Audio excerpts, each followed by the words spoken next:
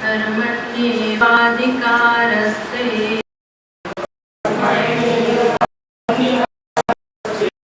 फलेषु कदाचन मा कर्मफलहेतुर्भुः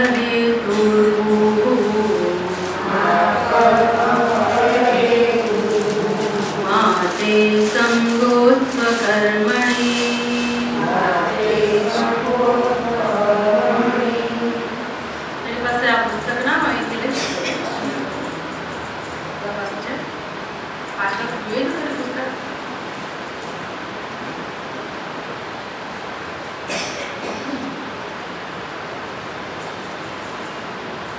कर्मण्येव ते अधिकारः मा फलेषु कदाचन मा कर्मफलहेतुर्भुः मा ते संगः असु अकर्मणि संधि छुट्टी पाड़वानी આગળ कर्मणि कर्मण्येव अधिकारस्ते લખે છે कर्मणि एव अधिकारः ते मा फलेषु कदाचन मा कर्मफलहेतुः भुः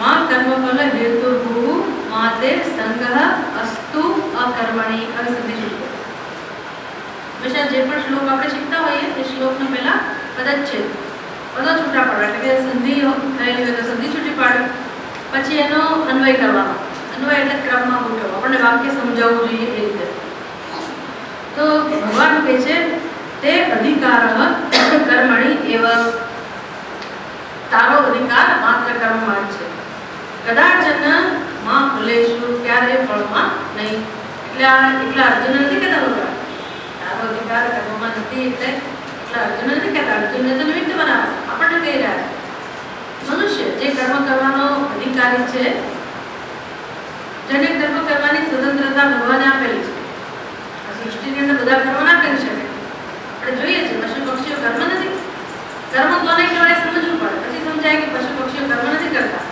પશુ પક્ષીઓ તો એમના પ્રારબ્ધ વશાત જે પ્રકારની પ્રવૃત્તિ કરવાની હોય તે કરે કર્મ કોને કહેવાય તો કે જેમાં સંકલ્પ રહેલો સ્વતંત્રતા રહેલી હોય કર્તૃત્વ રહેલું એટલે કોઈ દિવસ કૂતરું એવો સંકલ્પ ના કરી શકે કે મારે આજે અહીંયા જવું છે કે ત્યાં સંકલ્પ ના ગાયને ભેંસને પશુ પક્ષીને એવા સંકલ્પ ના એને સહજ આવેલો અને એ પ્રમાણે કામ કરે ભૂખ એની પ્રવૃત્તિ મુખ્ય પ્રવૃત્તિ આહાર એના માટે બિચારા પ્રવૃત્તિ કરે આહાર નિદ્રા ભય અને મૈથુન આવી જે ચાર પ્રકારની સહજ પ્રવૃત્તિમાં એ લોકોનું કર્તૃત્વ ના માટે એને કર્મનું ફળ પણ ના મળે આપણને કર્મ કરીએ તો કર્મનું ફળ આવે એ લોકોને કર્મનું ફળ ના એ કર્મનું ફળ ભોગવી જ રહ્યા છે કર્મનું ફળ ભોગવવાની પ્રક્રિયામાં એ લોકો કર્મ કરે છે આ બધું થોડુંક આપણે જાણવું જોઈએ જીવનમાં ગીતા શીખવી ને એટલે એક અંદર આમ ઝબકવું જોઈએ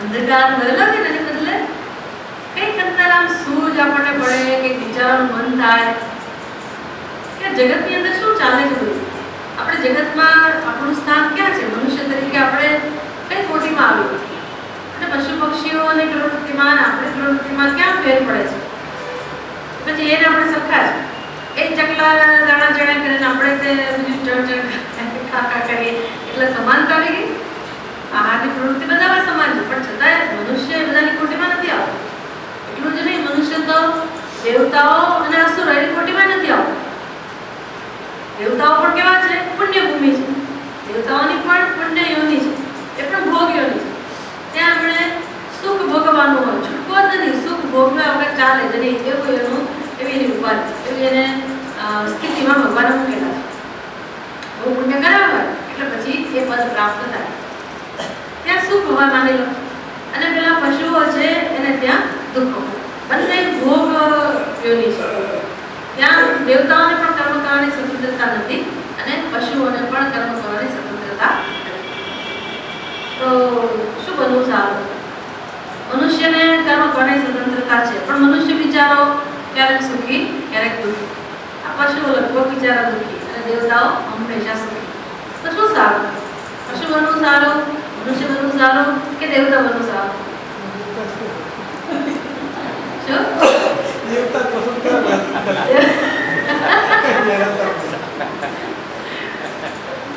દેવતા ભગવાન ના બનાવે, દેવતા આપણે બનવું પડે. બહુ પુણ્ય કર્મ કરવું પડે, પછી દેવતાનું શરીર પ્રાપ્ત થાય.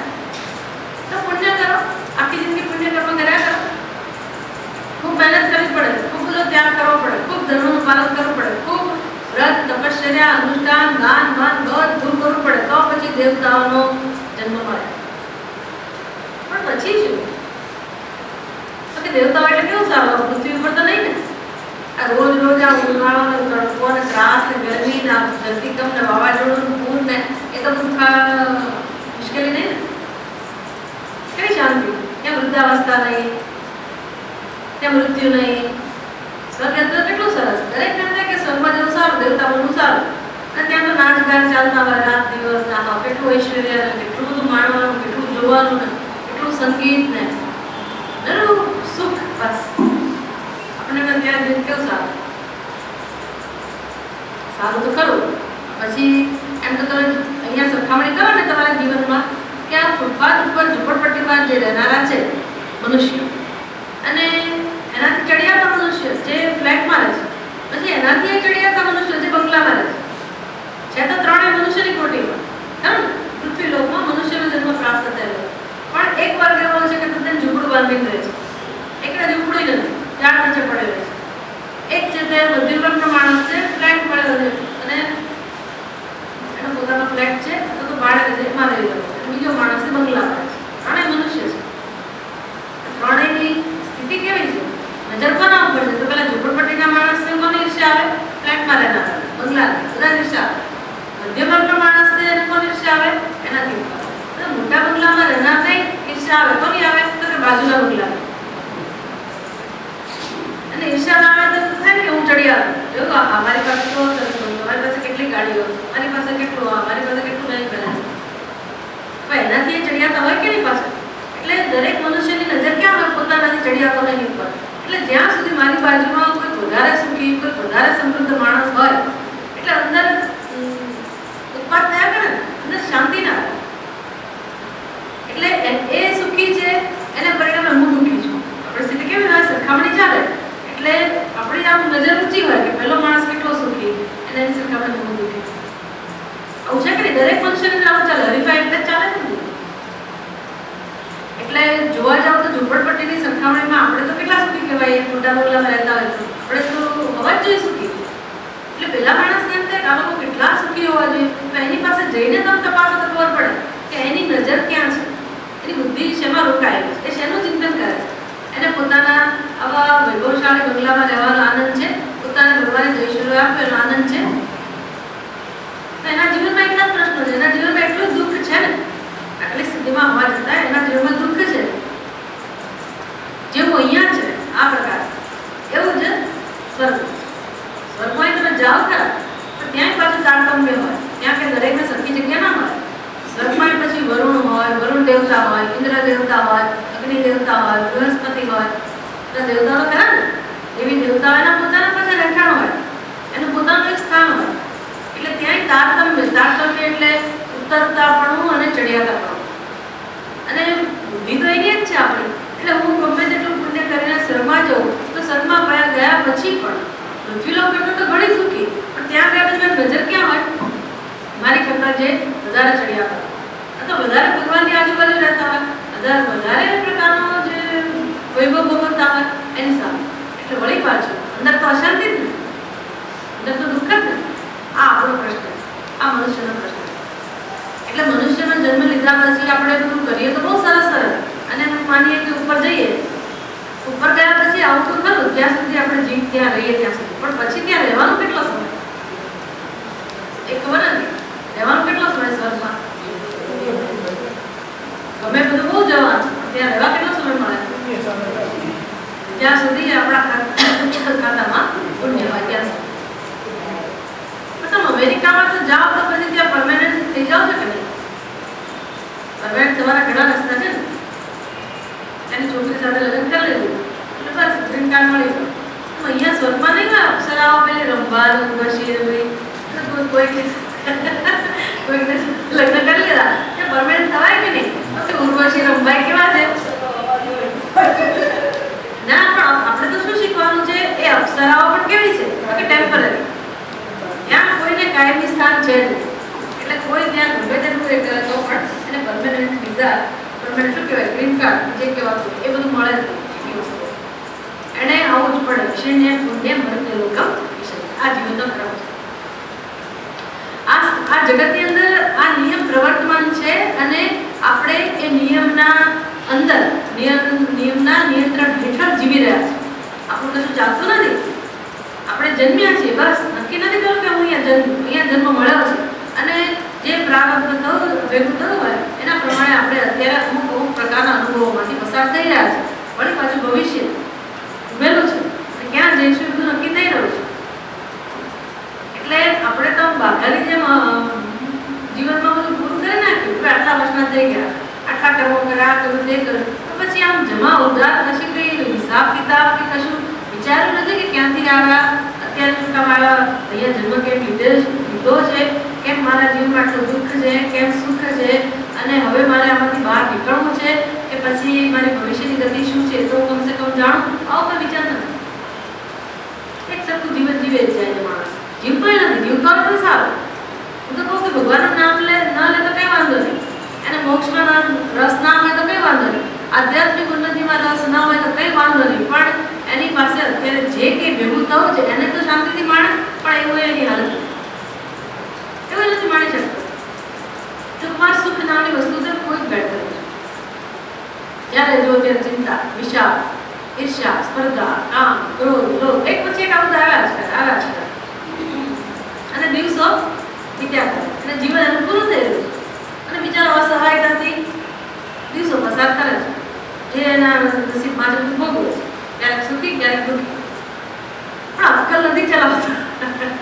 આપણને ગુસ્સો એટલે અક્કલ નથી ચલાવતો માણસ કે આ કેમ આવું છે, મારા જીવનમાં કેમ આવું છે, મને કેમ આ પ્રકારની વ્યક્તિઓ મળી, મને કેમ આ પ્રકારની પરિસ્થિતિ મળી, મારા જીવનમાં કેમ મુશ્કેલીઓ છે, કેમ પ્રતિકૂળતા છે, કેમ દુઃખ છે, કેમ વિષાદ છે, શોક છે, અને મારે શું કરવાનું છે, પછી આગળ ઉઠવાનું છે કે નહીં. તો કશું વિચારે તો એને સૂઝે કે ભાઈ શું કરવાનું જીવનમાં. વિચારવાથી કંઈક થાય. એટલા બધું શીખવાડે છે કે ભાઈ આ કર્મણી એવો તે અધિકાર એટલે શું કે ભાઈ મનુષ્ય તરીકેનો જન્મ મળ્યો છે, તને એકને જ કરવાનો અધિકાર છે, બીજા કોઈને જીવનમાં કરવાનો અધિકાર નથી. દેવતાઓ પણ પોતે હવે મોક્ષ પ્રાપ્ત ના કરી શકે. એકવાર ત્યાં ગયા એટલે એને પુણ્યનું ફળ પૂરું કરવું જ પડે, ભોગવવું જ પડે. વળી પાછું ક્યાં જન્મ મળશે નક્કી નથી. વળી પાછું 84 લાખ યોનીમાં. એટલે મોક્ષ માટેનો ઉપાય કયા શરીરમાં છે, કઈ ઉપાધિમાં છે? મનુષ્યની ઉપાધિ. માટે મનુષ્યની ઉપાધિ શ્રેષ્ઠ છે દેવતાઓ કરતા. ભલે આપણને સ્વર્ગમાં જવું ગમે, દેવતા બનવું ગમે, પણ અત્યારે મળી છે ઉપાધિ, એ ઉપાધિ બહુ મૂલ્યવાન છે, બહુ કિંમતી છે. જેવી હોય જેવી પરિસ્થિતિ હોય, જેટલી આપણી ઉંમર થઈ હોય, જેવી શક્તિ હોય, ના ચલાવતો હોય બરાબર તો કઈ વાંધો નહીં, ના સંભળાતો હોય તો કઈ વાંધો નહીં, બીજી બધી ગરબડ, કેટલી ગરબડ એટલે પેલું ખખડધજ થઈ ગયા હોય. આપણે પેલી પહેલાના જમાનાની એમ્બેસેડર કાર માં કેવી સ્થિતિ હોય છેલ્લે કે જેને અવાજ કરવાનો હોય ને એ જ અવાજ ના કરે, બાકી બધું અવાજ કરે. જેને અવાજ કરવાના ગાડીમાં મોટર ગાડી અવાજ કરવાનું કામ કોણ હોય? હોર્નનું હોય ને, હોર્ન વાગવું જોઈએ ને, એ હોર્ન આપણે ગમે તેટલું લઈ ગયા હોર્ન ના વાગે અને બાકી બધી વસ્તુઓ અવાજ કર્યા કરે.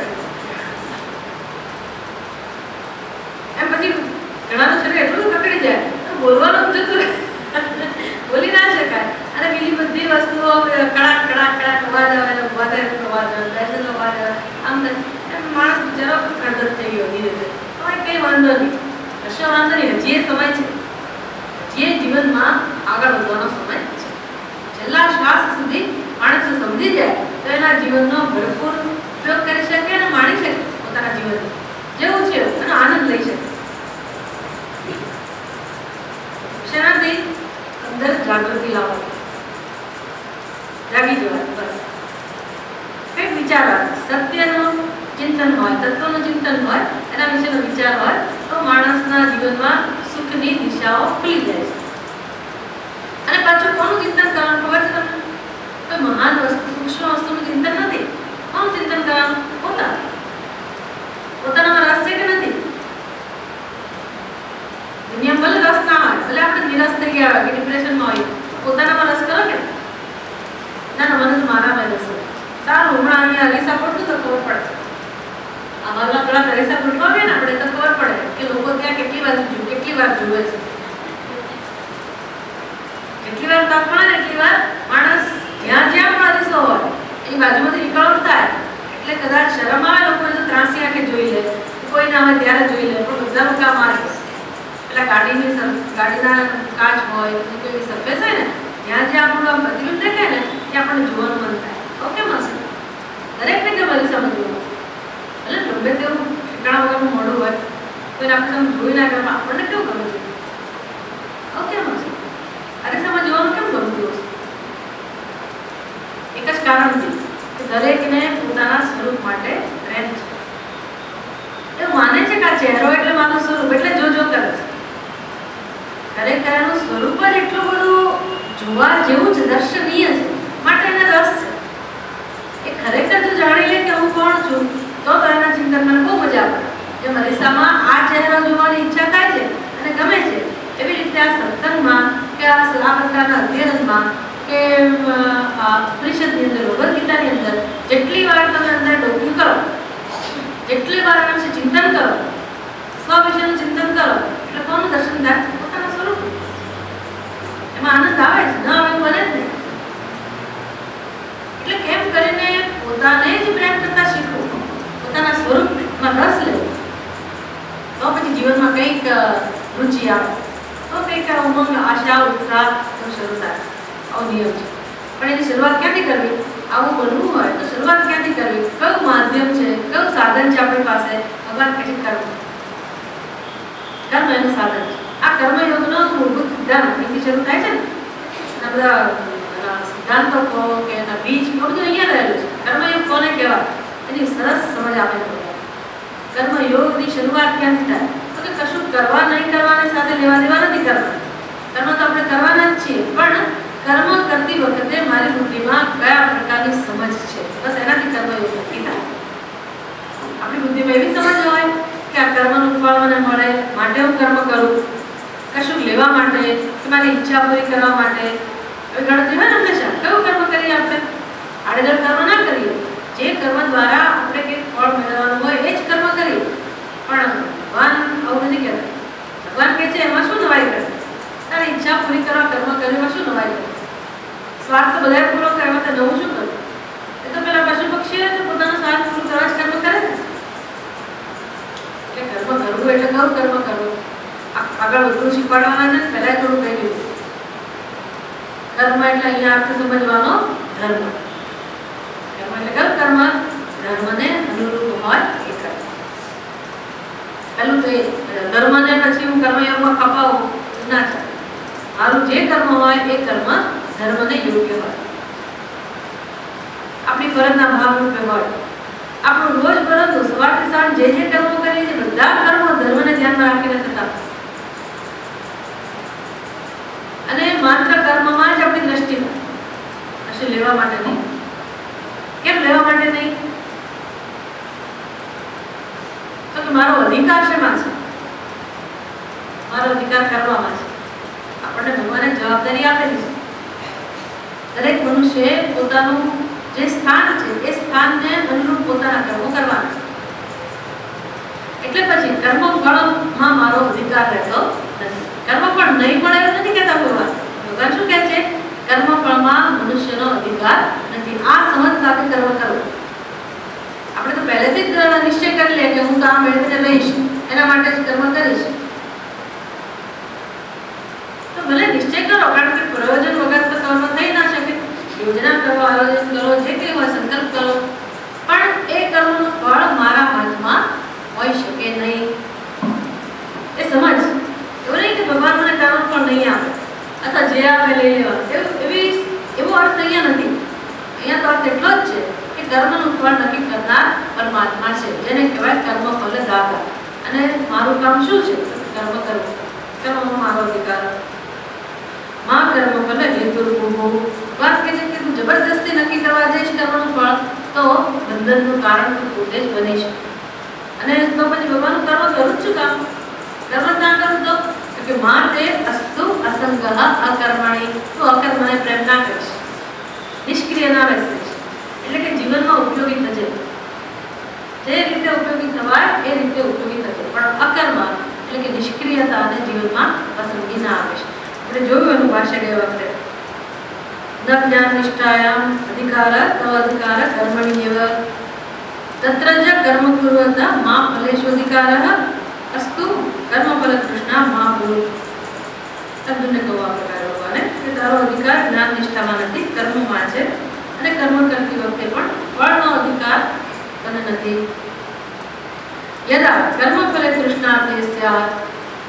હવે કર્મફળ સમજ્યા ભાઈ કે આપણે નથી કરી શકતા, પણ અંદર ઈચ્છા તો છે ને, તૃષ્ણા તો છે ને કે મને અમુક ફળ મળે, કે મારી ઈચ્છા પૂરી થાય, ફળ નક્કી કરેલું કામ પાર પડે, એવી તૃષ્ણા તો કરે ને. એ તૃષ્ણાનું શું કરવું?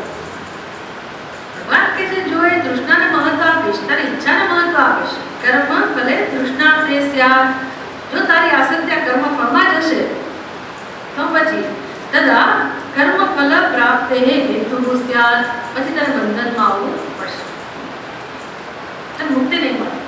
જો આ તૃષ્ણા હશે કર્મ ફળમાં તો પછી ભગવાન કૃપા કરે, તારી ઈચ્છા પૂરી કરશે, પણ તું પાછો બંધાઈશ. એટલે આ બંધન કેવા પ્રકારનું છે? અત્યારે માની લો કે આપણે દુઃખી થતા હોઈએ, જરા જરા સુખી, મોટે ભાગે કેવા છીએ? દુઃખી. આ સુખ દુઃખ આપણે ભોગવવા પડે છે. દરેકના જીવનમાં જુદા જુદા પ્રકારની પરિસ્થિતિ ઊભી થાય.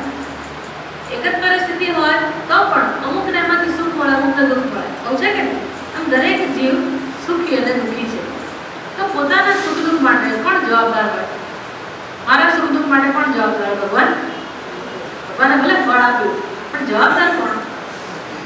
પોતાના સુખ દુઃખ માટે છેવટે કોણ જવાબદાર?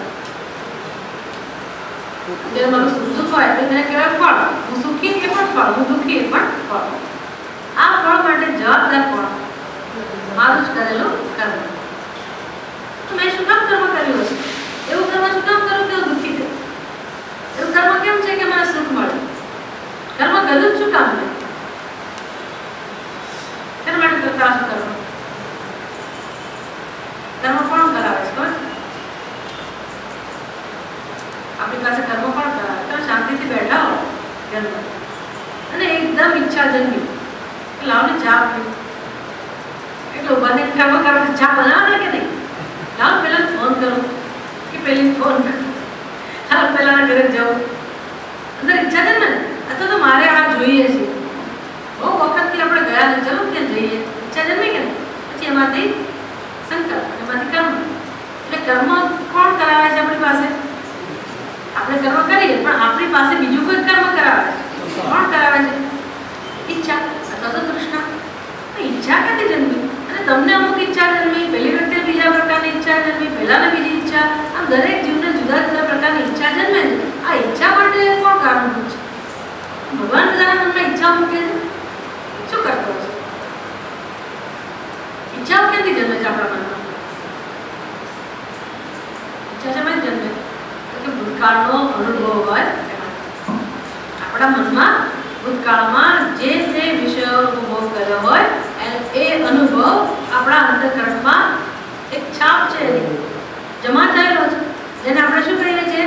સંસ્કાર કહીએ છીએ અથવા તો વાસના કહીએ છીએ. એટલે જીવ કેવો છે? વાસનાનું પોટલું. આપણે બધા કેવા છીએ?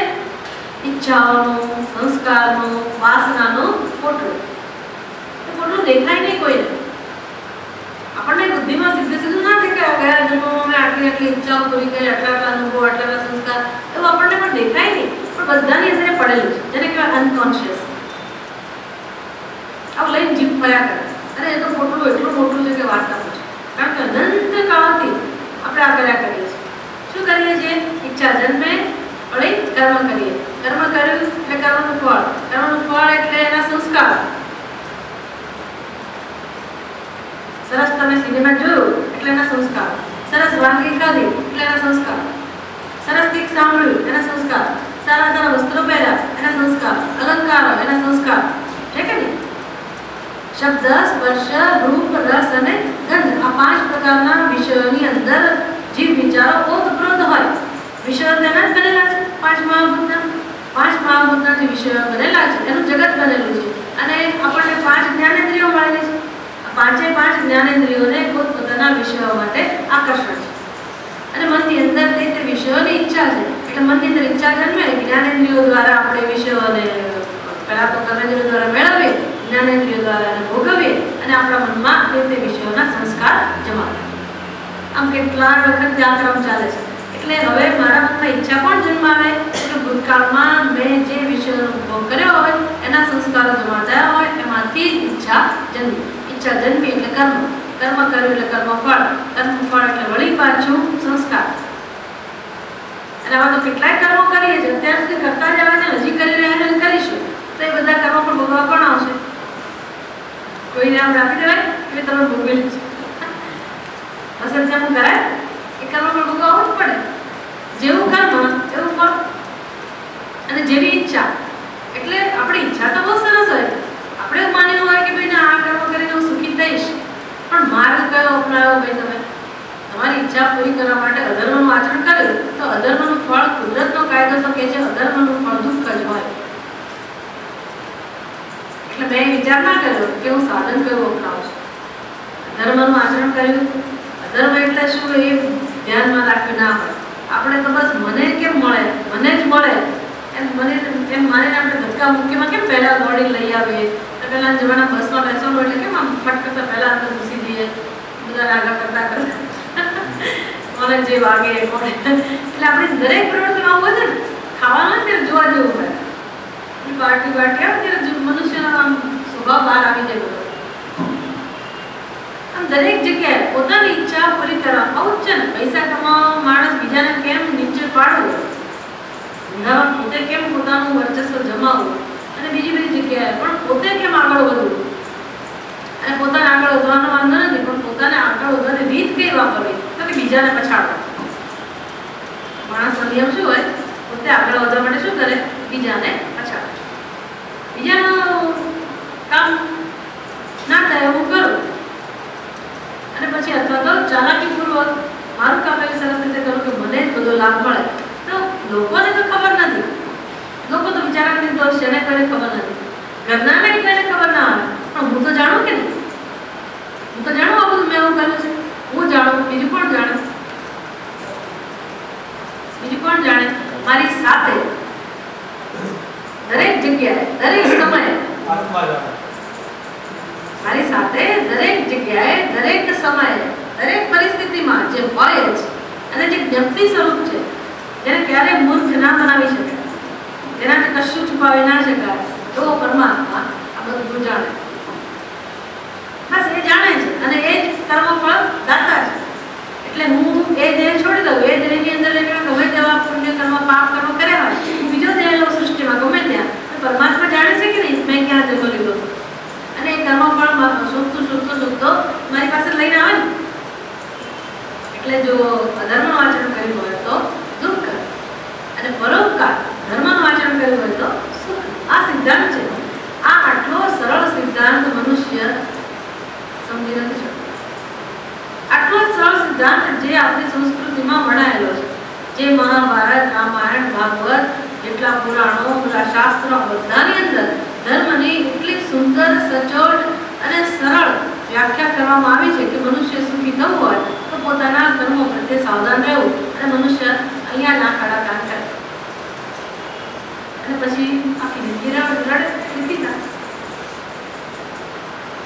બધાને દોષ આપે, આને કારણે એવું દુઃખી, પેલાને કારણે એવું દુઃખી, પેલાને કારણે. એક જ નિયમ કામ કરે જગત, એક અને માત્ર એક જ નિયમ, આપણા સુખ દુઃખ માટેનો એક જ નિયમ. કોઈની પાસે ધન નથી એટલે દુઃખી જેવું નથી, કોઈની પાસે અમુક વસ્તુ નથી એટલે દુઃખી જેવું નથી. ધન હોય કે ના હોય મનુષ્ય દુઃખી હોય છે, વસ્તુઓ હોય કે ના હોય મનુષ્ય દુઃખી હોય છે, વસ્તુઓ હોય કે ના હોય મનુષ્ય સુખી પણ હોય શકે, ધન હોય કે ના હોય મનુષ્ય સુખી પણ હોય શકે. તો સુખ દુઃખનું કારણ કોણ છે? છેવટે કોણ હશે? ફળ મને મળે છે ક્યાંથી મળે છે? અંદરથી મળે છે. આમ આપણને એમ લાગે કે મને અહીંયા મળ્યું, આ દિવસે મળ્યું, પેલી રીતે મળ્યું, આમ બહારથી કર્મનું ફળ મળ્યું આપણે માનીએ છીએ. કર્મનું ફળ મળે છે ક્યાંથી ખબર છે? અંદર. કારણ કે પરમાત્મા ક્યાં છે? અને ફળ આપવાની રીત કઈ છે? એટલે મારી બુદ્ધિમાં અમુક પ્રકારના વિચારો જન્મે એટલે હું દુઃખી જ થઉં, અને સતત એવા વિચારો જન્મે એટલે હું દુઃખી જ રહું. કર્મફળ ભોગવવાની કે કર્મફળ અનુભવવાની રીત કઈ છે? ભગવાન કઈ રીત અપનાવે છે?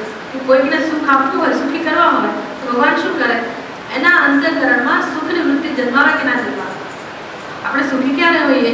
જ્યારે મારા મનમાં સુખની વૃત્તિ જન્મે ત્યારે. અનેક મારી થાળીમાં પૂરણપોળી આવે એટલે હું સુખી થઈ જાઉં, મારું બેંક બેલેન્સ આટલું વધી જાય એટલે હું સુખી થઈ જાઉં. સુખની વૃત્તિ ક્યારે જન્મે? હું માનું કે ભાઈ બેંક બેલેન્સ વધવાથી સુખની વૃત્તિ મારા મનમાં જન્મી, એવું મારી બુદ્ધિ એ વખતે કનેક્ટ કરે, જોડે, પણ છતાંય અંદર સુખની વૃત્તિ જન્મી. એના માટે કારણ કયું છે? બેંકનું બેલેન્સ નહીં, પણ મેં કરેલું પુણ્ય કર્મ. બેંક બેલેન્સ વધે અને સુખની વૃત્તિ ન જન્મે એવું પણ બને. અને માની લો કે ક્ષણિક વાર માટે મને સુખ જન્મ્યું, વળી પાછા હતા ત્યાં. એટલે મને સુખી કરવી હોય ભગવાને, હું પ્રાર્થના કરું તો ભગવાન મને સુખ આપો, મને શાંતિ આપો, કૃપા કરો, તો ભગવાન ખરેખર શું કરે? મારા અંતઃકરણમાં એવી વૃત્તિઓ જન્માવે, મારા અંતઃકરણમાં એવું વાતાવરણ સર્જે કે જેને કારણે મને સુખનો અનુભવ થાય. બસ આના કારણે જ હું સુખી થઉં, બાકી સુખી થવાની કોઈ બીજી રીત નથી. અને હું દુઃખી થાઉં તો ભગવાન ઈચ્છે તો નહીં, મારા કર્મના ફળ રૂપે મારે દુઃખી થવાનું હોય તો એ જ કર્મફળ દાતા મારા અંતઃકરણમાં એવી વૃત્તિઓ, એવા વિચારો, એવું વાતાવરણ સર્જે જે સુખનો અનુભવ થાય. બધું કાયદેસર થાય છે, જરાય ત્યાં આમથી જેમ કોઈ ભૂલ નથી. નાની અમસ્તી પણ ભૂલ પરમાત્માના નિયમોમાં નથી. એટલે સુખી થવો તો એક જ ઉપાય છે, પરમાત્માની સાથે રહેવું. જે આપણી સાથે રહે હંમેશા એની નોંધ લેવી. જે આપણી સાથે રહેતું જ હોય જે તત્વ, એનાથી અભાન ના બનવું, એનાથી બેધ્યાન ના થવું, એનાથી મોહ ફેરવી ના લેવું, અને પોતાના મન બુદ્ધિને ધીરે ધીરે એ તત્વની સાથે જોડવા. પરમાત્માની સાથે રહેતા શીખવું. પરમાત્મા જાણવા જેવો છે, જાણી શકાય એવો છે, અનુભવાય જ છે, અને દરેકના હૃદયમાં એ કેવો છે એવું પોતે કહે જ છે. જ્યારે ખોટું કરો ત્યારે અંદરથી કોઈ ના પાડતું હોય તો ના પાડનાર કોણ હોય? પરમાત્મા. એટલે જાણે છે, અથવા તો આપણને ખબર આપે છે કે હું કેવો છું, મને શું ગમે છે, તો કે મને સત્ય ગમે છે. અને તું શું કરે છે? અસત્ય બોલે છે. હવે અસત્ય પ્રિય છે કે તમને અસત્ય પ્રિય હોય કે અપ્રિય હોય? શું લાગે તમને? અસત્ય તમે બોલો કે ના બોલો એની વાત નથી. તમને સત્ય માટે પ્રેમ છે કે અસત્ય માટે પ્રેમ? શું ગમે? ગમે શું? સત્ય. એ કોને ગમે છે ખબર છે? સત્ય. આપણે કહીએ આપણને ગમે છે. આપણને શું કામ ગમે છે? તો કે હું એટલે એ જ ચૈતન્ય પરમાત્મા, અને પરમાત્માનો સ્વભાવ સત્ય છે. માટે દરેક મનુષ્યને સત્ય ગમે. આપણે બોલીએ અસત્ય જુદી વાત છે. ગમે શું? સત્ય. ગમે શું? અહિંસા. ગમે શું? પ્રેમ. ગમે કરુણા, માયા. આવું જ ગમે. કોઈને ક્રોધ ના ગમે, કોઈને લોભ ના ગમે, કોઈને ઈર્ષા ના ગમે, હિંસા ના ગમે, અસત્ય ના ગમે. ગમે શું એ જોવાનું. એટલે આ બધી વસ્તુ જેને ગમે છે એ આપણી સાથે છે કે નહીં? હું જ છું, એની સાથે રહું. એટલે કે જે મને સ્વીકાર્ય હોય એ જ મારા જીવનમાં હોય. તો કેમ એ નથી રહેતું? કોણ મારી પાસે જબરદસ્તી મને જે નથી ગમતું એ કરાવડાવે છે? અસત્ય નથી ગમતું તો અસત્યનું આચરણ કોણ કરાવડાવે છે? ક્રોધ નથી ગમતો તો ક્રોધનું આચરણ કોણ કરાવતું હશે? કોઈ કરાવે ને જબરદસ્તી? કોણ કરાવે? કામયેશઃ ક્રોધયેશઃ. એ જ વાસનાઓ. એટલે તમને એમ કે પછી વાસનાઓ એટલી તીવ્ર બની જાય, ઈચ્છા એટલી તીવ્ર બની જાય એટલે ધર્મને બાજુએ બસ મને તો આ જ જોઈએ, એના કેના પ્રકાર આ જ જોઈએ. કેમ ભાઈ? તો કે મનમાં વાસના છે અને બુદ્ધિમાં અજ્ઞાન છે. બુદ્ધિ એવું કહે છે કે આ મેળવવાથી જ હું સુખી થઈશ,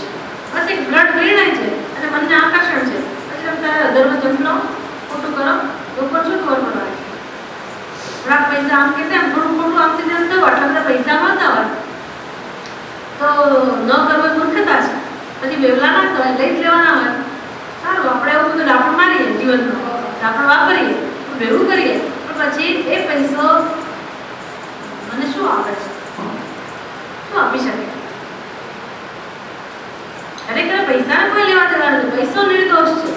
પૈસો તમે અધર્મથી ઘરમાં લઈ આવ્યા કે ધર્મથી લઈ આવ્યા, પૈસો આવે, જે લઈ જાય એની પાસે આવે. બરાબર ને? પૈસો પૈસો, પણ એ પૈસો લક્ષ્મી ક્યારે બને? દરેક ધન લક્ષ્મી નથી. એ પૈસો ધન કે લક્ષ્મી ક્યારે બને? જ્યારે મને સુખ આપવા માટે શક્તિમાન હોય ત્યારે. એટલે પૈસો સુખ દુઃખ નથી આપતો, પૈસો નિમિત્ત બને, પણ પૈસાની દ્વારા જે ધર્મનું આચરણ થયું છે એ ધર્મનું ફળ જે પુણ્ય છે એ મારી પાસે હોય, અંતઃકરણમાં હોય એના સંસ્કારો, તો પછી એ પૈસો સુખનો અનુભવ કરવા માટે નિમિત્ત બને. આટલો સાદો સરળ નિયમ છે. પૈસો દ્રષ્ટાંત આપ્યો. તમારા સ્વજનો પણ ત્યારે જ સુખ આપે જ્યારે પુણ્ય હોય તમારી પાસે, ધર્મનું પુણ્ય ફળ. તમારું ઘર, તમારી મિલકત, તમારી કોઈ પણ વસ્તુમાંથી તમને ત્યારે જ સુખ મળે જ્યારે તમારા હૃદયમાં ધર્મના સંસ્કારો અને ધર્મનું ફળ હોય ત્યારે. માણસ ધર્મના જીવનમાંથી બાજુ કરી દીધો અને સુખ માટે ફાંફા મારે, અક્કલ વગરનો ધંધો કરે. એટલે શું કહેવાય? ખોટનો ધંધો, વગર વિચાર. અને હવે શું કરવાનું? આખી જિંદગી આ કરી પાછું 1-2 વર્ષ કરીને આખી જિંદગી લોકો કરે. પૈસો કમાવાની વાત નહીં બેન, ઘરમાં એટલે લોકો જાત જાતનો વ્યવહાર કરે, સ્વજનો સાથે એવા ખાવા દેવા કહો, કોઈનું શોષણ કરો, કોઈ સાથે ગેરવ્યવહાર કરો, એટલી બધી વસ્તુઓ થતી છે. બધી વસ્તુઓ જેવું શેમાંથી થાય? અંદરના સંસ્કાર. આ સંસ્કારોમાં જો ફેર નહીં પડે તો કર્મમાં ફેર નહીં પડે, કર્મમાં ફેર નહીં પડે તો કર્મફળમાં ફેર નહીં પડે, અને કર્મફળમાં ફેર નહીં પડે તો આપણે બંધનમાંથી ક્યારેય છૂટીશું. શું કરું? ક્યાંથી બહાર નીકળવું? સમજાય છે? આ જીવનનો મૂળ પ્રશ્ન છે. આ સમજાય ને કે આને સંસાર કહેવાય, આ જ આપણો પ્રશ્ન છે. આમાંથી નીકળવા માટે જ આપણે જન્મ લીધો છે. બધું સમજાય તો પછી આપણે યોગ્ય દિશામાં જીવન જીવીશું. હવે ભૂતકાળનું જે થયું તો હવે નવી શરૂઆત નથી કરવી. એટલે ભગવાન કહે છે કે આ સંસ્કારોમાં પરિવર્તન હમણાં તો ના આવે. સંસ્કાર બહુ જૂના છે અને પ્રભાવશાળી છે, અત્યંત દ્રઢ છે. તમે એમાં પરિવર્તન તાત્કાલિક ધોરણે લાવી શકો નહીં. એટલે હવે શું કરવાનું કે સંસ્કારોને ધ્યાનમાં રાખીને કર્મ કરવાની જરૂર નથી. સંસ્કારો ધ્યાન રાખીને કર્મ કેવી રીતે થાય? સંસ્કારો કેવી રીતે પ્રગટ થાય? ઈચ્છાના રૂપમાં. એટલે મારી ઈચ્છા પૂરી કરવા કર્મ કરવું, એનો અર્થ કે મારા સંસ્કારોને મજબૂત બનાવવા. ભગવાન કહે છે એ માર્ગ બંધનનો માર્ગ છે. ત્યારે શું કરવું? કેવી રીતે કર્મ કરવા? કે જે કર્મ મારી ઈચ્છાને પૂરી કરવા માટે નહીં, પરંતુ કુદરતની અંદર ભગવાનનો જે સિદ્ધાંત છે, ભગવાનનો જે નિયમ છે, જે કાયદો છે, જે કાયદો આખા જગતને ચલાવે છે, અને જગતના પરિબળો જે ભાવનાથી કામ કરે છે, એ ભાવનાથી હું મારા કર્મો કરું. મારી ઈચ્છાને પૂરી કરવા માટે નહીં, મારા સંકલ્પને અનુરૂપ નહીં, મારા સંસ્કારોને સંતોષવા માટે નહીં, પણ શેના માટે કર્મ કરું? ભગવાનનો જે કાયદો છે, કુદરતનો જે કાયદો છે, જે સમગ્ર જગતને પોષણ આપે છે, સમગ્ર જગતને ટકાવે છે, અથવા તો સમગ્ર જગતની અંદર જે એક સુંદર સંવાદિતા, એક સુમેળ જે સ્થાપે છે, એવો જે કાયદો છે જગતમાં, જે બધાને પ્રેમથી રાખે છે, બસ એને એ નિયમને ધ્યાનમાં રાખીને કર્મ. તમારું કર્મ જેને જાય એવું નહીં, કાને જ કરવું.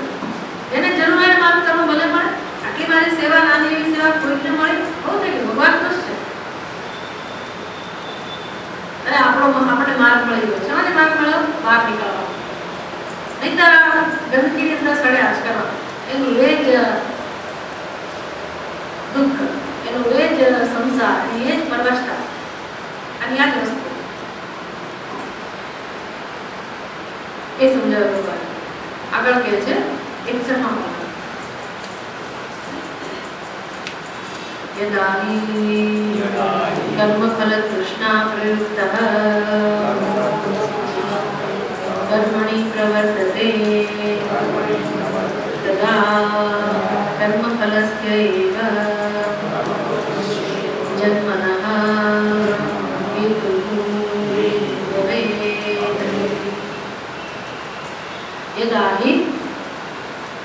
યદાની એટલે કારણ શ્રી એટલે કારણ કે કારણ કે જ્યારે કર્મ ફલ તૃષ્ણા પ્રયુક્ત જો આશાની સાથે છે ભગવાને આગળ કહ્યું ને કે માં કર્મ ફલ હેતુ તું કર્મ ફળનો હેતુ ના બનીશ જો બનીશ તો શું થશે તો કે યદાની કર્મ ફલ તૃષ્ણા પ્રયુક્ત જ્યારે મનુષ્ય પ્રયુક્ત એટલે સારી રીતે જોડાય પ્રકાશ અને યુક્ત સારી રીતે જોડાય શેમાં જોડાયેલો છે તૃષ્ણાની સાથે તૃષ્ણા પ્રયુક્ત તૃષ્ણા એટલે ઈચ્છા કે કામના એની સાથે મનુષ્ય દ્રઢપણે જોડાયેલો હોય અને એ તૃષ્ણા શેની છે તો કે કર્મ ફલ તૃષ્ણા મને અમુક પ્રકારનું કર્મનું ફળ મળે તો જ્યારે મારો દ્રઢ સંકલ્પ હોય કે દ્રઢ તૃષ્ણા હોય ત્યારે આવો મનુષ્ય કર્મની પ્રવૃત્તિ જ્યારે કર્મ હાથમાં લે પોતાની ઈચ્છા પૂરી કરવા માટે ત્યારે તદા કર્મ ફલસ્ય એવ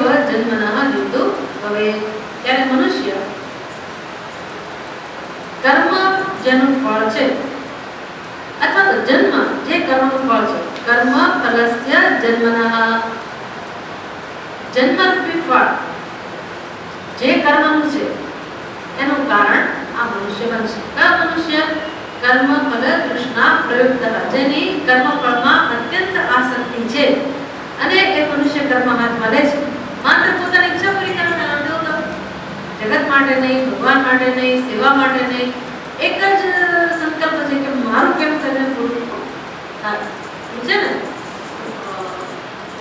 શું છે વર મારો કન્યા મારું કરવાનું મારું બસ મારું થવું જોઈએ બાકી જેનું જે થવું એ થાય એટલે એને કહેવાય કર્મ ફલ તૃષ્ણા પ્રયુક્ત આવું મનુષ્ય આવી દ્રષ્ટિથી જ્યારે કર્મ કરે ત્યારે ભગવાન કહે છે એને જે ફળ પાવાનું છે જન્મ એટલે બંધન કારણ કે જન્મની સાથે બધું સમજી લેવાનું જન્મ મૃત્યુ જરા વ્યાધિ જન્મથી મૃત્યુ સુધી બધી અવસ્થાઓમાં દુઃખ છે બધું સમજી લેવાનું તમને એમ કે જન્મમાં ખોટું શું છે પણ ખોટું શું છે ને દુઃખ જ છે બીજું કશું નથી તમને દુઃખનો વાંધો હોય તો વાંધો નથી જન્મ્યા કરો માણસ તરીકે જન્મ પર વાંધો નથી જન્મીને શાંતિ જીવતા હોય તો વાંધો નથી જીવતા તો આવડતું નથી અને જીવતા શીખવું નથી અને મરેલા શું જીવવાનું મરતા જીવવાનું એનું અર્થ જ નથી એવું જીવન શું છે જીવન મૃત્યુ કહેવાય ને અને મૃત્યુની વ્યાખ્યા જરાક શાસ્ત્રમાં સમજી લેવાય મૃત્યુ એટલે એવું નહીં કે આપણા શરીર છોડી જતા રહ્યા અને લોકોએ એને મૃત્યુ થઈ ગયું એવું મૃત્યુ તો કઈ એની મૃત્યુ તો એ મૃત્યુ તો કોઈ જાણતું નથી એ મૃત્યુ કોઈ અનુભવે નથી અને એ મૃત્યુ આપણને દુઃખ આપી પડે કારણ કે આપણે હોતા જ નથી આપણે તો ક્યારેક ક્યાં પહોંચી ગયા હોય પછી જે દુઃખ થાય તો ને બીજાને થાય કે રહેલો જતી રહી કે જતો રહો થોડો મૂકીને જતા રહે તો કઈ થોડા લઈ જાય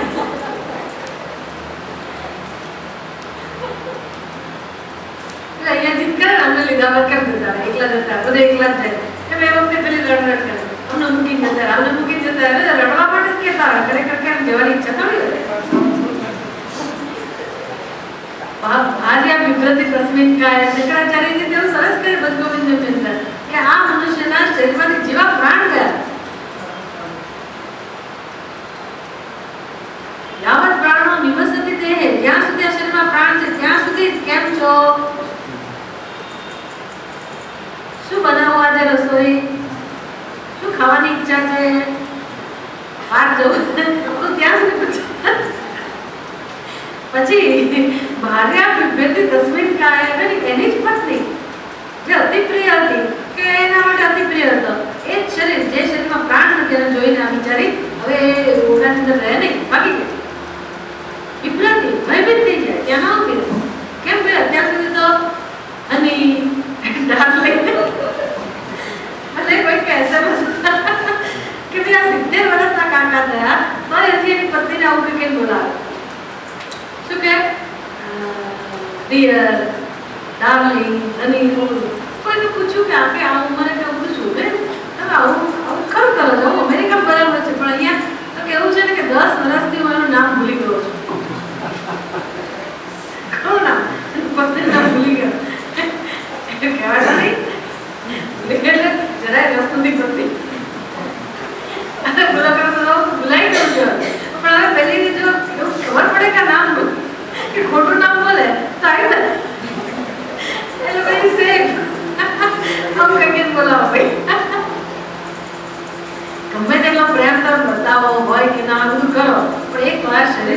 જાણ ગયા કે પછી ભય ઉત્પન્ન થાય, પછી કોઈ નજીક ફરકે નહીં.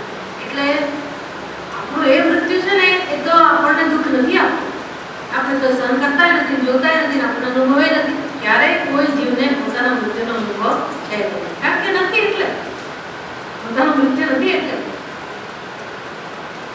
બીજા લોકો એમ કે છે કે આ જતા રહ્યા, મરી ગયા. મરી ગયા એટલે શું ખબર નથી, શબ્દ છે કે મરી ગયા, એ મરી નથી ગયા, એ તો જતા રહ્યા, ખરું કે નહીં? એટલે મરી ગયા એટલે નાશ તો, પણ એ તો જતા રહ્યા નાશ કહેવાય, એથી બહાર નીકળે નાશ થઈ જાય એવું કહેવાય. અદર્શનમ કરતા હવે દર્શન નથી એનું. આપણે કહેવું છે નાશ નામની વસ્તુ કોઈ પણ કોઈના માટે નથી, કોઈ નામ માટે નાશ છે જ. ત્યારે નાશ એટલે શું? તો કે અદર્શનમ કરતા. હવે પહેલાથી દેખાતું હતું, દેખાતું નથી. તો હવે દેહમાં પેલો જીવ દેખાતો નથી.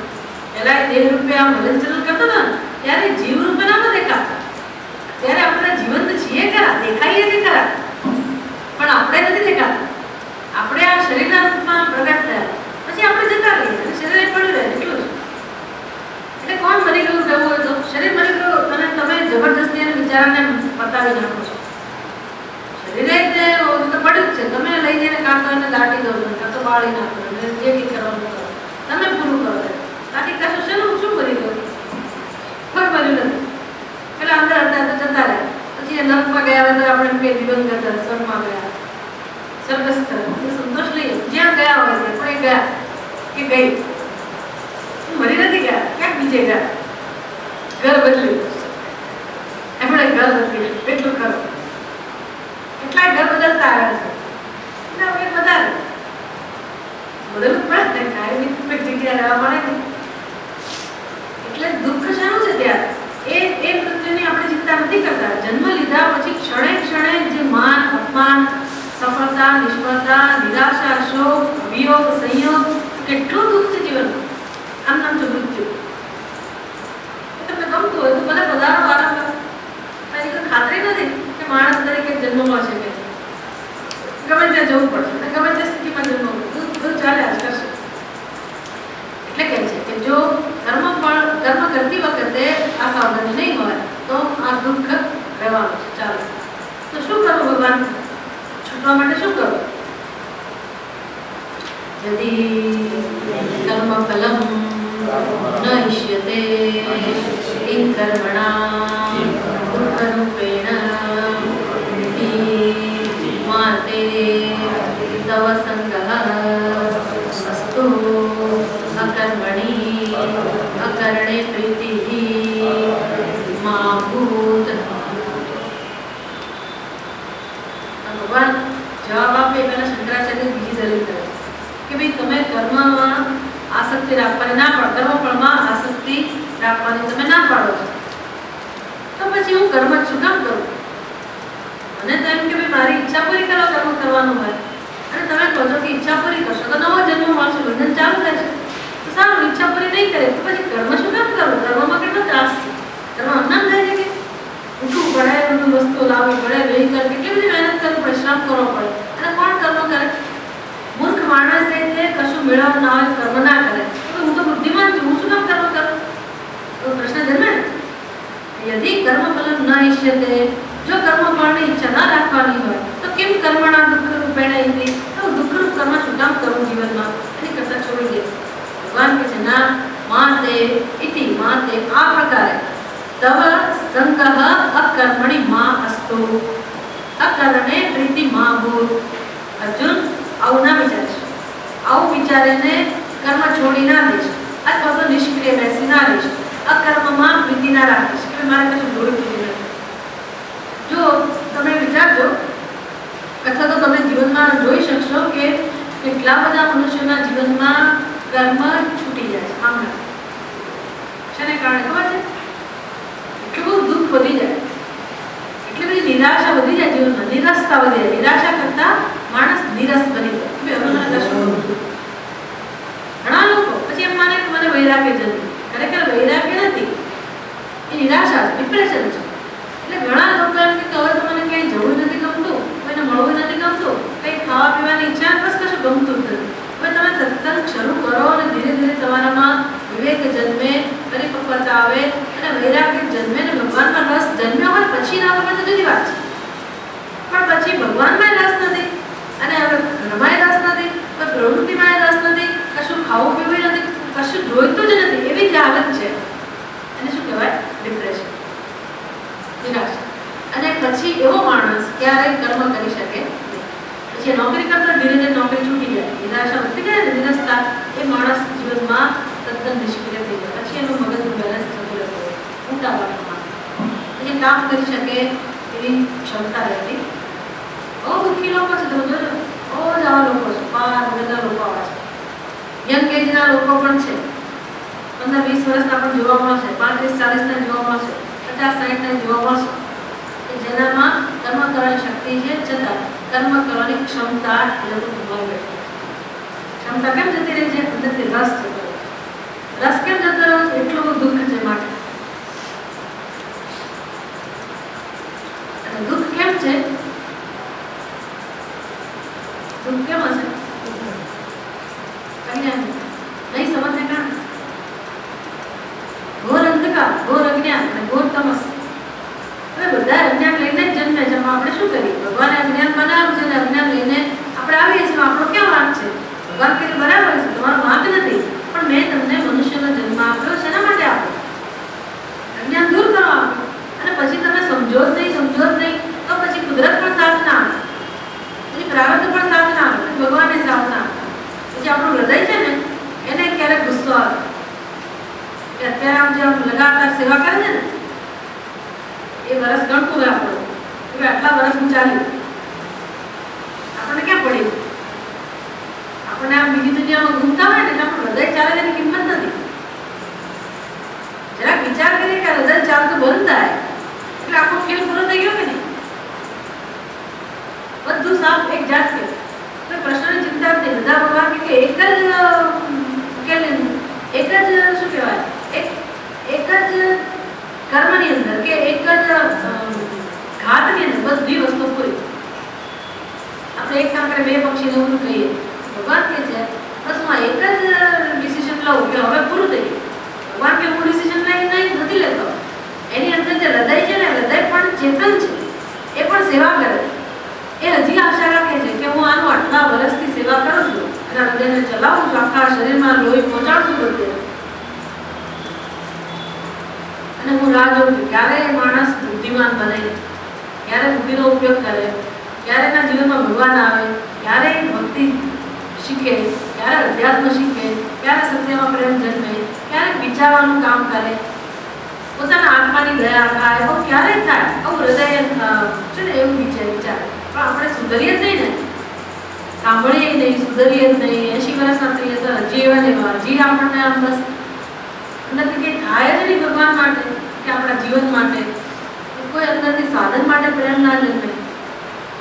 અને આપણે આપણી જડતા છોડીએ જ નહીં, આપણું દુઃખ છોડીએ જ નહીં, નિરાશા છોડીએ જ નહીં, કોઈ સત્સંગ, કોઈ ઉપદેશ, કશાને માન આપીએ જ નહીં.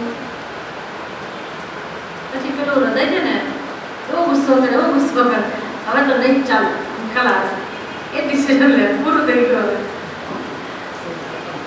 હવે એક તરફ જાઓ. ઘણી વારમાં થઈ ગયું, હજી તો રાત્રે વાતો કરતા હતા બધા, શું થયું ખબર ના પડે. પેલા હૃદયને પૂછું શું થયું ભાઈ, આપણને ખબર ના પડે. કેમ? આપણે કેમ કોઈ વિચાર્યું કે મારા જીવન માટે ભગવાને મને જે વસ્તુ આપી છે, દરેક વસ્તુ કેવી સેવા કરે. મેં કેમ કોઈ વિચાર્યું કે આંખો જોવાનું કામ કરે, કાન સાંભળવાનું કામ કરે, આ મુખ બોલવાનું કામ કરે, દાંત ચાવવાનું કામ કરે, જીભ બધા શેમાં લાગેલા છે? આપણી સેવા. અને આપણે આ બુદ્ધુની જેમ બહાર ભટકીએ, કોઈ કિંમત નથી ખરેખર આપણી ઉપાધિની કે આપણી શું આપણને આ જગત દ્વારા અનુભવ, કોઈ કિંમત નથી. નજર આમ બીજે જ છે બસ. ક્યારે આટલા પૈસા ભેગા કરી લો, ક્યારે આમ થઈ જાય, ક્યારે તેમ થઈ જાય, અથવા મને કેમ આવું કર્યું, તમારી જિંદગીમાં આખી જિંદગી આવું જ બન્યું, એનું રટણ ચાલુ. ભગવાને સુખ આપ્યું જ નહીં, નાનપણમાં ના આપ્યું, યુવાવસ્થામાં ના આપ્યું, ગરડપણમાં ના આપ્યું, હું તો દુઃખી થશે. અને લોકો આવા, પડોશી આવો, સગાવાલા આવા, પહેલા આવા, દીકરા આવા, બધા આવા નકા. આપણી રોજની માળા ફેરવવી છે, આટલું ચાલે અંદર. માનવનું મૃત્યુ. એટલે કોણ કર્મ કરે? ભગવાન કે આવું કરીશ તો ડિપ્રેશનમાં જતો રહીશ, કર્મ છોડી દઈશ તો ડિપ્રેશનમાં જતો. એની બદલે કર્મ ચાલુ રાખ. પણ પહેલેથી જ સાવધાન થઈ ગયા, કારણ કે બધાના જીવનમાં ડિપ્રેશન આવવાની સંભાવના પૂરેપૂરી છે. હવે કેમ સંભાવના નથી? ડિપ્રેશનમાં જ લગભગ છે. મોટા ભાગના લોકો ડિપ્રેશનમાં જ હોય છે, જાણતા નથી. અને આપણે ત્યાં ડૉક્ટર પાસે જવાય નહીં, તો ગાંડા કહેવાય ને, એટલે ના જવાય. અમેરિકામાં બિચારા લોકો મદદ લે બીજાને, ડૉક્ટર મનોચિકિત્સકની મદદ લે. આપણે ત્યાં ગમે તેમ કરીને ગાડું ચાલે, પછી એકલા આપણે ભૂલી નાખીએ બધું. લોકો ના હોય ને ત્યારે ગડબડ કરીને રસ્તા ઘરમાં જઈને ગાયા દંડાતીને વ્યવહાર કરીએ. કારણ કે થોડું થોડું પછી એટલું ઠેકાણે હોય એટલું બધાની હાજરીમાં ના બોલે. પણ જો એકલા પડી એટલે જોવા જેવું, અમુક લોકો આમ કર્યા કરતા હોય ને બોલબોલ કરતા હોય, આપણે કોની સાથે વાત કરતા હશે? કારણ કે આજકાલ મોબાઈલ છે ને, એટલે ઘણી વાર મોબાઈલમાં લોકો જવાબ આપતા આપણે એવું થાય, પણ પછી ધ્યાનથી જોઈએ તો પણ મોબાઈલ એવું કશું નથી. તો શું કરતા હશે?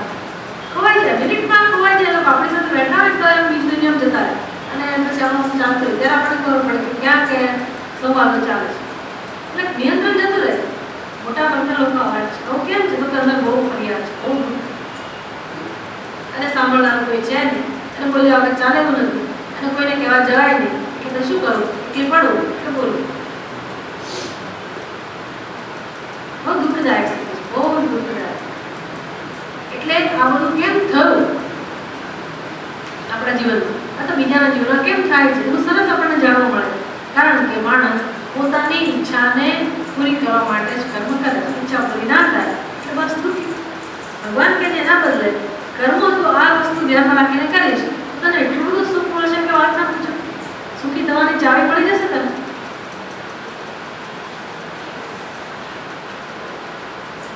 यदि कर्म फल प्रयुक्तेन न कर्तव्यं कर्म कथं तर्हि कर्तव्यम् इति उच्यते. હવે સરસ સંગતિ આપે કે યદિ જો કર્મ ફલ પ્રયુક્તેન કર્તવ્યમ ન કર્તવ્યમ કર્મ કર્મ ન કર્તવ્ય, કર્મ કરવું જોઈએ નહીં. કેવી રીતે ના કરવું જોઈએ? કર્મ ફલ પ્રયુક્તેન, માત્ર કર્મ ફળની આસક્તિને ધ્યાનમાં રાખીને કર્મ કરવું જોઈએ નહીં. જો આવું હોય, યદિ જો આવું, તો પછી કથમ કર્મ તર્હિ કર્તવ્ય, તો પછી કર્મ કેવી રીતે કરવું? માત્ર પોતાની ઈચ્છા પૂરી કરવા કર્મ ના કરવું જોઈએ, તો કર્મ કેવી રીતે કરવું? એ પૂછે સંગતિ આપે. ભગવાન શું કહે છે? ઉચ્યતે યોગસ્થ કુરુ કર્માણિ સંગમ ત્યક્ત્વા ધનંજય સિદ્ધ સિદ્ધ્યો સમો ભૂત્વા સમત્વં યોગ ઉચ્યતે. કર્મયોગની વ્યાખ્યા કરતો શરીર કેવી રીતે કર્મ કરવું? યોગસ્થ કર્માણિ કુરુ, બસ આ આદેશ છે. યોગસ્થ સન કર્માણિ કુરુ, યોગમાં સ્થિત રહીને, યોગી બનીને કર્મ કર. યોગસ્થ સન કર્માણિ કુરુ, યોગમાં રસ લે. કર્મમાં રસ નહીં, કર્મ તો તું કરવાનું જ છે, પણ યોગ સાથે કર્મ કર. યોગ એટલે શું એ સમજવું પડે ને પછી કે યોગ એટલે શું? ભાઈ એ બોલ કરીએ કે હું તો કર્મ કરતા પહેલા એમ કહું કે હું કર્મયોગ કરું છું. કર્મયોગ કરવાની વસ્તુ નથી, યોગ કરવાની વસ્તુ નથી, કર્મયોગ કરવાની વસ્તુ નથી. કરવાની વસ્તુ શું છે? કર્મ. પણ કેવી રીતે કરવું? યોગની ભાવનાથી કરવું, યોગ્ય સમજથી કરવું, સાચી સમજથી કરવું, એનું નામ છે યોગ. ભગવાન જે ઉપદેશ આપે છે એ ઉપદેશને સમજીને પછી કર્મ હાથમાં લેવું, એનું નામ છે યોગ. માત્ર કર્મ કરવા એનું નામ યોગ નથી. સાચી સમજ સાથે કર્મ કરવા એનું નામ છે કર્મયોગ. તે સાચી સમજ કઈ? ભગવાન કહે છે સંગમ ત્યક્ત્વા કર્માણિ કુરુ. એ ધનંજય સંગનો ત્યાગ કરીને કર્મ કરતા શીખ. શેનો સંગ છે ભાઈ? અમારે તો કોઈનો સંગ નથી, અમે તો એકલા જ કર્મ કરીએ છીએ. એવું નહીં. કર્મ કરતી વખતે તારી બુદ્ધિમાં શેનું ચિંતન છે? તો કે મને આ મળે, મને પેલું મળે. એવું હોય છે ને, કર્મ હાથમાં લઈએ એટલે આપણે બુદ્ધિ બોલબોલ કરવાનું શરૂ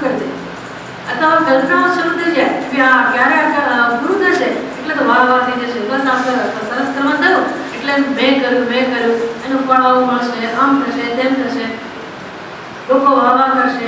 અથવા તો બીજી બાજુનું ચિંતન ચાલે કે નિષ્ફળ જઈશ, કોઈ નહીં ગમે તો શું, તો એની ચિંતા. અને પેલું આમ થશે તો હું કંઈક છું એવું સિદ્ધ કરીશ. બેમાંથી એકેય રીત કર્મ કરવાની નથી, કારણ કે ચિંતન કોનું થયું? ફળ. પછી હું તો અમુક જ કર્મ કરું કારણ કે અમુક કર્મમાં જ રસ છે, અમુક કર્મ ના કરું તો એનો અર્થ કે મેં મારી બુદ્ધિમાં ફળની આસક્તિ રાખી છે.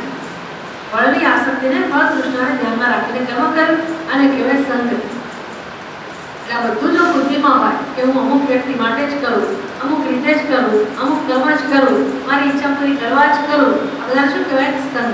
ભગવાન કહે છે આ સંગનો ત્યાગ કરે, સંગ છોડે. સંગમ ત્યક્ત્વા. બીજો સંગ કયા પ્રકારનો છે? મેં કર્યું. એટલે કર્મ તો હાથ દ્વારા થાય, કર્મેન્દ્રિયો દ્વારા થાય. મારી બુદ્ધિ શું કે? મેં કર્યું. આને પણ સંગ કહેવાય કે ના કહેવાય? આ સંગનો ત્યાગ કરીને પછી બીજું લેસન કયું છે? સિદ્ધ્યો સમો ભૂત્વા.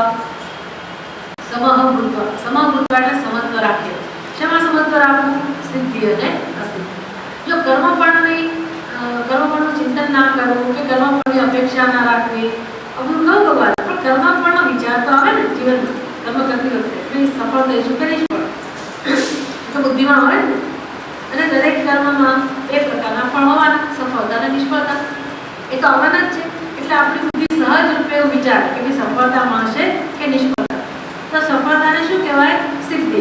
અને નિષ્ફળતાને શું કહેવાય? અસિદ્ધિ. તો ભલે મારી બુદ્ધિ એવું કહે છે ખરી કે સિદ્ધિ એ મળશે, અસિદ્ધિ પણ મળશે, તો મારે શું કરવું? મારી સમજ કેવી હોય? સિદ્ધિ મળે તો એના પ્રત્યે મારો પ્રતિભાવ કેવો હોય? અસિદ્ધિ, નિષ્ફળતા મળે તો મારો પ્રતિભાવ કેવો છે? પહેલેથી વિચારી લેવું. એટલે સફળતા માટે તો આપણે તૈયાર હોઈએ છીએ, ખરું કે? નિષ્ફળતા માટે તૈયાર હોતા નથી. એટલે કર્મ લેતા પહેલા શું પૂછવાનું? નિષ્ફળતા માટે તૈયાર છીએ? સફળતા મળી શકે, નિષ્ફળતા પણ મળી શકે. કેમ મળી શકે નિષ્ફળતા? મેં નક્કી કર્યું સફળતા જ મળે તો અમુક રીતે જ કરીશ, તો સફળતા જ મળે. નિષ્ફળતા શું કામ મળવી જોઈએ? નિષ્ફળતા પણ મળે. કેમ મળે? તો કે સફળતા અને નિષ્ફળતા બંને નક્કી કરનાર હું નથી. કોણ નક્કી કરનાર છે? અને એ આખરી સત્તા છે, એના હાથમાં આ વસ્તુ રહેલી છે.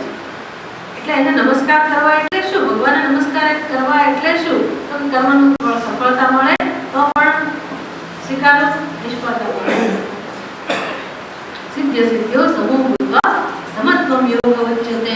હવે આખી જિંદગી શીખવું પડે, આખી જિંદગી. એના એટલે બુદ્ધિથી તો નક્કી કરીએ પણ મન સાથ આપે ત્યારે મન તૈયાર હોય તો હા ભગવાન તૈયાર. આપણે કે ના ભગવાન પૂછતો નથી કે ભગવાન ઘણા તો નાખે જ છે આપણા ઉપર. એવી ઘટના ઊભી કરે કે આપણે હલી દઈએ, સ્વીકારી જ ના શકીએ તો શું કરો? એટલે સારા સમાચાર આપણે સ્વીકારી નથી શકતા ઘણી વાર. એટલા ખુશીના સમાચાર હતા માણસને બીપી વધી જાય, અડધા ગાંડા જેવા થઈ જાય. ત્યારે એનું બેલેન્સ જતું રહેતું હોય છે. અને જ્યારે ખરાબ વસ્તુ બને એને કહેવાય અસમત્વ. એટલે સફળતા નિષ્ફળતાને અને આપણા સ્વરૂપને કોઈ લેવા દેવા નથી. સફળતા નિષ્ફળતા બહાર છે. મારું સ્વરૂપ પહેલેથી જ શાંત સ્વરૂપ છે, સુખ સ્વરૂપ છે. કર્મ મારા કર્તવ્યના ભાગરૂપે હું કરું છું અને એ કર્મ જ્યારે મારા અંતઃકરણને દૂર કરે ત્યારે સહજ રૂપે મને મારા સ્વરૂપનો અનુભવ થાય. બાકી કર્મ ફળથી મને સુખ દુઃખ મળતું નથી. આવી સમજ સાથે કર્મ કરવું એનું નામ છે કર્મયોગ. સમત્વમ યોગ છે. તે વખતે શંકરાચાર્યજી જે વ્યાખ્યા કરે છે સમત્વની એ આપણે ઓમ પૂર્ણમદ પૂર્ણમિદં પૂર્ણાત પૂર્ણમુદચ્યતે પૂર્ણસ્ય પૂર્ણમાદાય પૂર્ણમેવાવશિષ્યતે. ઓમ શાંતિ શાંતિ શાંતિ. શંકરમ શંકરાચાર્યમ કેશવમ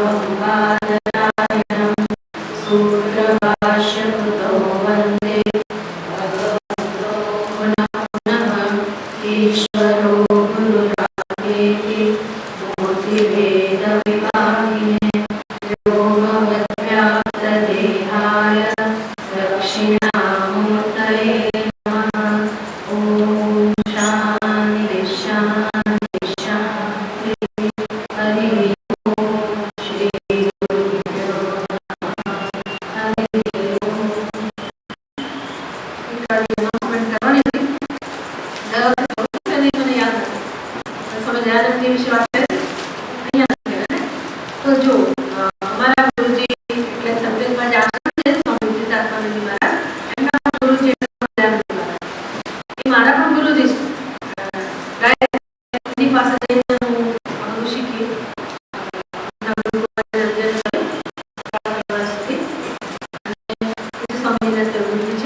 અમારા જે પરમ ગુરુ છે સ્વામી મહારાજ 80 વર્ષ ઘણા થાય છે.